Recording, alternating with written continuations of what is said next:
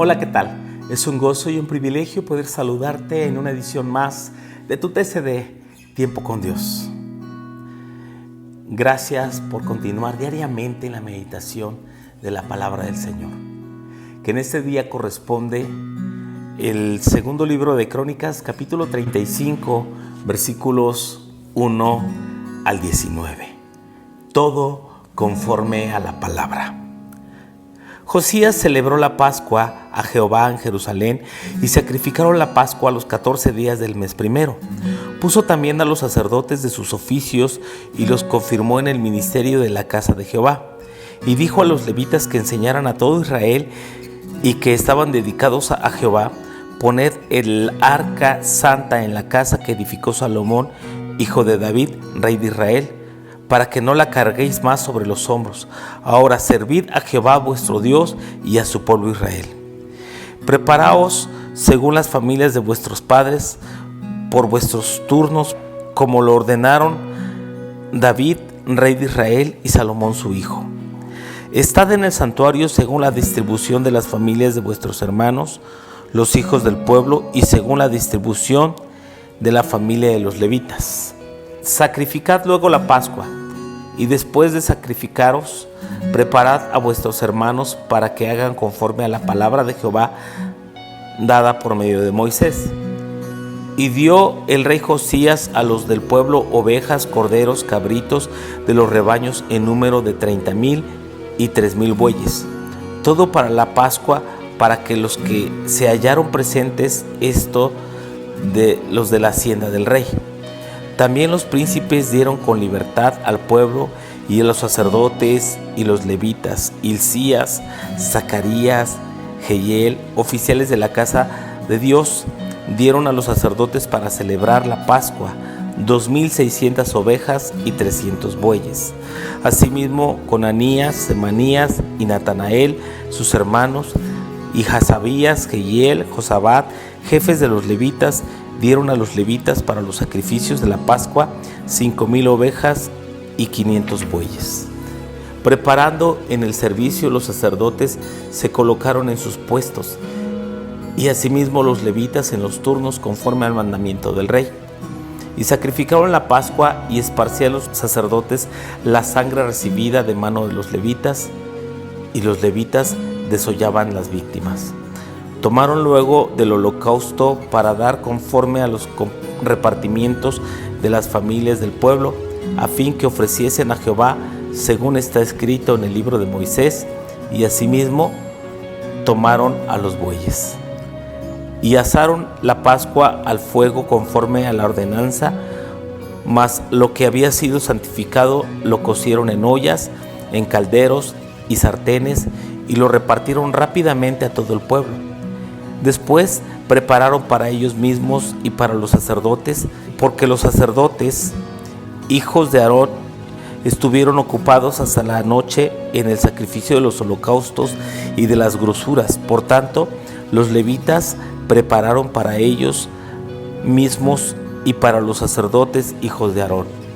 Asimismo, los cantores, hijos de Asaf, estaban en su puesto conforme al mandamiento de David, de Asaf y de Emán, y de Jedutún, vidente del rey. También los porteros estaban en cada puerta, y no era necesario que se apartasen de su ministerio, porque sus hermanos los levitas preparaban para ellos. Así fue preparado todo el servicio de Jehová en aquel día para celebrar la Pascua y para sacrificar los holocaustos sobre el altar de Jehová, conforme al mandamiento del rey Josías. Y los hijos de Israel que estaban allí celebraron la Pascua en aquel tiempo y la fiesta solemne de los panes sin levadura por 7 días. Nunca fue celebrada una Pascua como esta en Israel desde los días de Samuel el profeta, ni ningún rey de Israel celebró Pascua tal como la que celebró el rey Josías con los sacerdotes y levitas y todo Judá e Israel, los que se hallaron allí juntamente con los moradores de Jerusalén. Esta Pascua fue celebrada en el año 18 del rey Josías. Josías fue uno de los pocos reyes junto con Ezequías, Salomón mismo, que celebraron la Pascua conforme al rito de la ley. La Pascua era una conmemoración, un recordatorio de la libertad que Dios les había dado en Egipto. Después de 10 plagas, la 10ª plaga fue la muerte de los primogénitos. Y aquel cordero que era sacrificado por cada familia debía comerse de pie, vestidos como si fueran de viaje, acompañado de hierbas amargas y de pan sin levadura.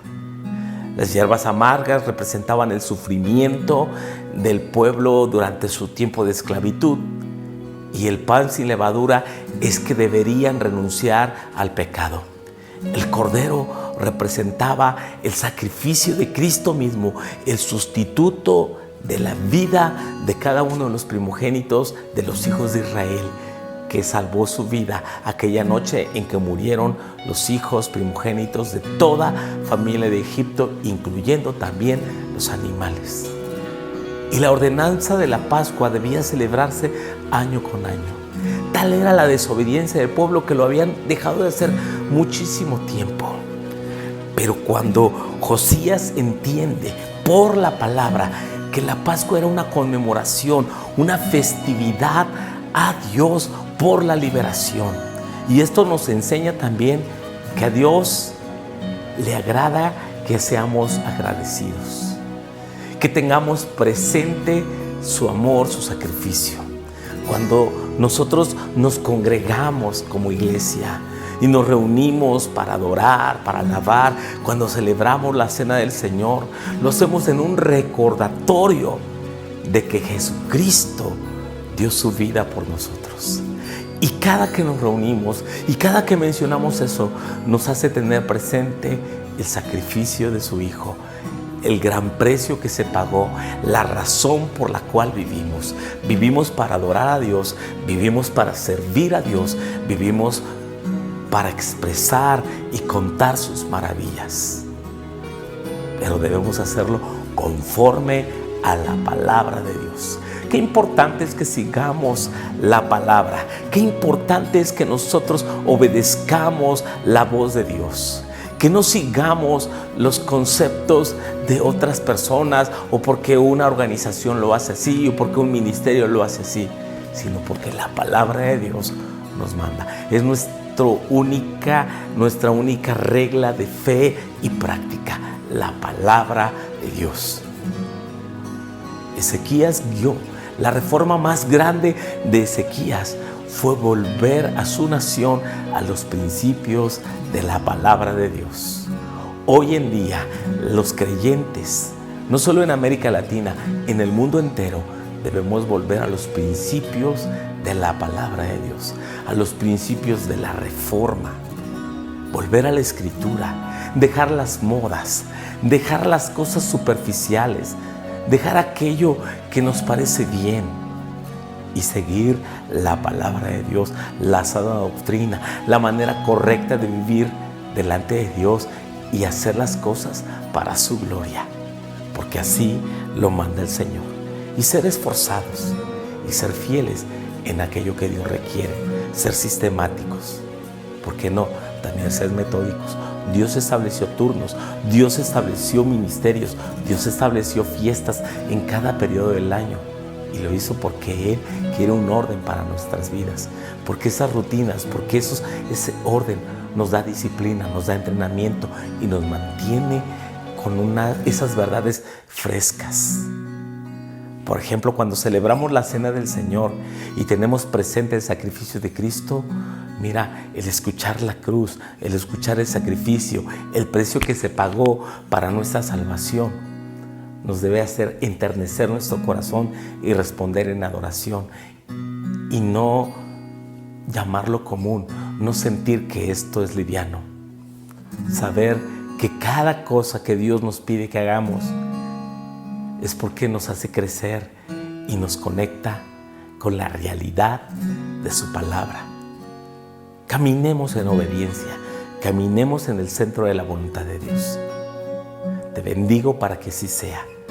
Estamos para terminar un año más y que el próximo año podamos ser hombres y mujeres de la paz. Te bendigo en el nombre de Jesús. Amén y amén.